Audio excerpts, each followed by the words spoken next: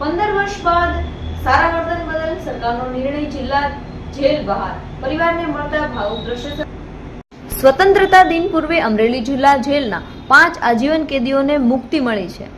જેલના કેદીઓને સારા વર્તન બદલ મુક્તિ મળી છે। 15 વર્ષ બાદ સારા વર્તન બદલ સરકારે નિર્ણય લીધો હતો। કેદીઓ જિલ્લા જેલમાંથી બહાર આવતા જિલ્લા જેલ બહાર પરિવારને મળતા ભાવુક દ્રશ્યો જોવા મળ્યા હતા।